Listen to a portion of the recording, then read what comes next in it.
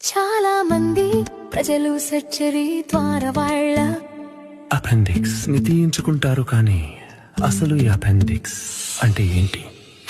చూడండి, మన పెద్ద ప్రేగు మొదలయ్యే చోట ఒక చిన్న ట్యూబ్ లాంటి అవయవం ఉంటుంది. దీని పేరే అపెండిక్స్. ఇది సుమారు 7 నుండి 10 సెంటీమీటర్ల పొడవు ఉండి పొట్ట కుడి వైపున కింది భాగంలో ఉంటుంది.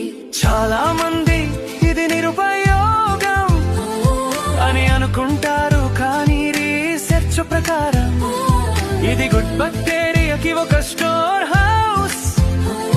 మన జీర్ణ వ్యవస్థ దెబ్బతిన్నప్పుడు ఈ అపెండిక్స్ ఆ గుడ్ బ్యాక్టీరియాని తిరిగి పేగుల్లోకి విడుదల చేస్తుంది. కానీ అసలు సమస్య ఎప్పుడు మొదలవుతుందంటే, ఈ అపెండిక్స్ లోపల ఏదైనా ఇరుక్కున్నప్పుడు అరగని ఆహారం, ఇన్ఫెక్షన్ లేదా చిన్న స్టూల్ ముక్క. దీని వల్ల బ్యాక్టీరియా పెరిగిపోయి అపెండిక్స్ నెమ్మదిగా వచ్చడం మొదలవుతుంది. ఈ కండిషన్ అపెండిసైటిస్ అంటారు.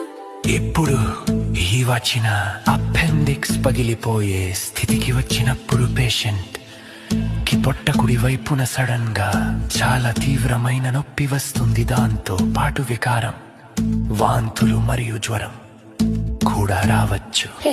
ఒకవేళ టైంకి సర్జరీ చేయకపోతే అపెండిక్స్ పగిలిపోవచ్చు. అప్పుడు ఆ ఇన్ఫెక్షన్ అయిన ద్రవం పొట్ట అంతా పాకి పెరిటోనిటిస్ అనే ప్రాణాపాయ స్థితిని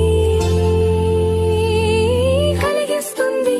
అందుకే డాక్టర్లు అపెండెక్టమీ అనే సర్జరీ చేసి ఆ అపెండిక్స్ ని తీసేస్తారు. ఎందుకంటే ఒక మనిషి అది లేకపోయినా పూర్తిగా నార్మల్ గా ఈజీగా బ్రతికేయొచ్చు.